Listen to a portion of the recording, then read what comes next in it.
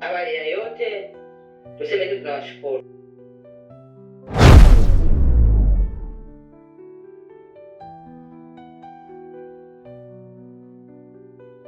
Mambo vipi? Hii ni safari ya tabasamu. Wanasema safari ya tabasamu, tunaenda kugawa upendo. Eneo ambalo tupo sio mbali sana na eneo la tukio. Tumetoka miles nyingi sana mpaka kufika hapa. Leo tunaenda kugawa tabasamu. Nipo na mmoja wa washiriki wa safari hii ya tabasamu ambayo tunaenda kugawa tabasamu kwa wenzetu. Mambo vipi? Safi ndugu yangu, kwema. Kwema, unaitwa nani? Naitwa Isa, natokea Smile Foundation. Smile Foundation. Toka tulipotoka mpaka hapa tulipofikia, ni changamoto gani ama ni kitu gani ambacho cha tofauti umeweza kukutana nacho katika safari hii mpaka kufikia hapa, tukiwa tumebakiza eneo dogo kabisa la kuweza kufika eneo la tukio? Bwana, mimi cha kwanza nimshukuru Mwenyezi Mungu, ameweza kutufikisha siku ya leo. Ni siku ambayo tuliplan siku nyingi, ilikuwa miezi, ilikuwa wiki, ilikuwa siku, ilikuwa masaa. Sasa yamebaki dakika tu kwenda kukamilisha safari yetu. Ukiangalia ndani humu wote ni wanaume.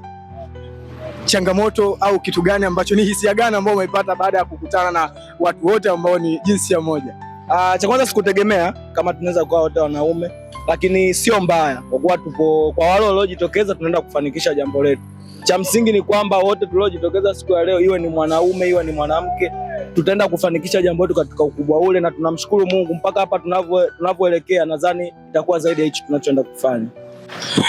Naam, habari. Na sasa tumewasili miongoni mwa zile familia zetu ambazo tunaenda kusambaza tabasamu, na hapa tunaanza, ndipo safari yetu ambapo inaanza. Tumefika na ndo mazingira kama unavyoyaona. Tupo sawasawa na baadhi ya wana Smile Foundation ambao kwa pamoja tunashirikiana kuweza kusambaza tabasamu katika familia za mbalimbali hapa mkoani, katika mkoa wa Pwani na hasa katika wilaya ya Chalinze.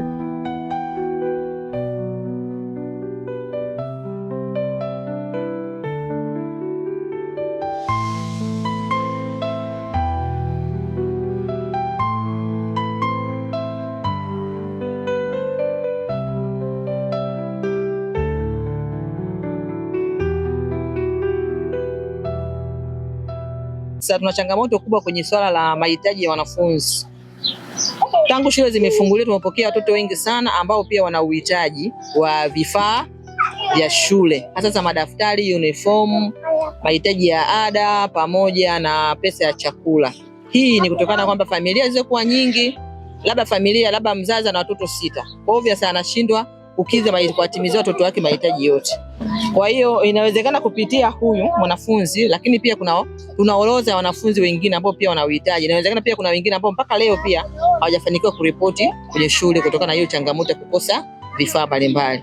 Kwa hiyo kwa kupitia taasisi hii, lakini pia kama labda kuna wadau wengine nao tunawakaribisha. Watoto ni wengi ambao pia wana mahitaji, na kimsingi pia watoto hao wanapenda kusoma.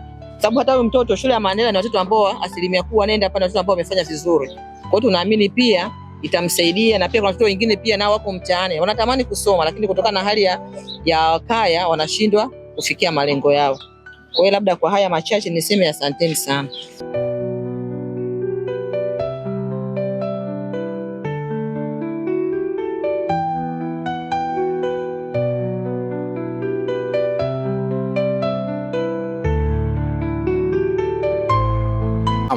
Safari yetu ya kutafuta tabasamu inaendelea. Kama unavyoona tuko na familia ya kwanza, ambapo tumejifunza kuwa kitu kidogo unachotoa kinaweza kuwa dunia nzima kwa mwingine. Sasa tupo hapa katika familia hii ya pili. Kama unavyoona mazingira ya haya yalivyo, safari ya tabasamu haikuchagua kuja hapa kwa bahati mbaya. Tumekuja hapa kwa sababu tunajua kuwa nyuma ya kuta hizi kuna watu wenye ndoto, kuna watoto wenye matumaini, lakini wanakwamishwa na hali duni ya kimaisha. Leo hatukuja tu kutoa misaada, lakini tumekuja kuleta ujumbe kuwa hawajajisahau na jamii inawajali sana. Niwashukuru waliokubali kwa pamoja kwamba waje Bwilingu, niwapongeze na niwashukuru sana. Na mimi naona Mungu atawalipa ili mzidi kufanya makubwa zidi ya haya, ingawaje haya nayo ni makubwa. Mmejitoa mno. Asante.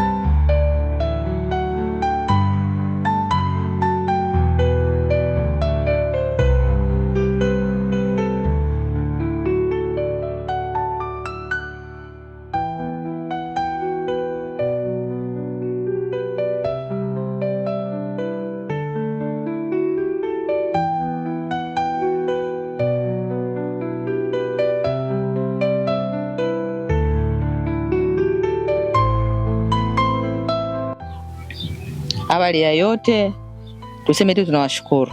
Kama nilivyokwisha kusema awali kwamba kuna kaya nyingi, lakini wenyewe mnavyopita mnaona kwamba kuna mazingira mengine pia kuna mahitaji.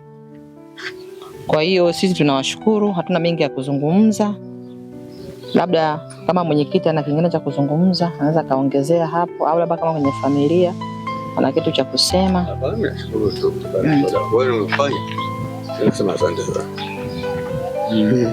Mengine mengi zaidi sana. Hizi sema kutokana na taasisi yenu jinsi mmepamua ni msaada huu.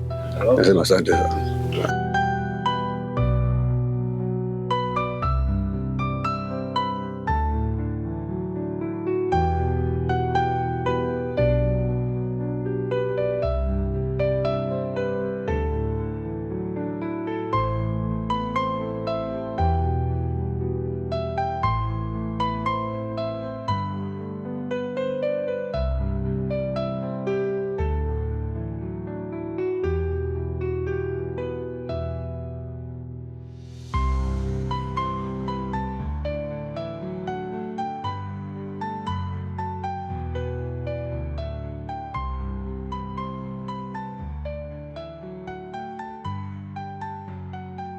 Kwa hivi vitu unavyoviona hapa hivi unapewa wewe.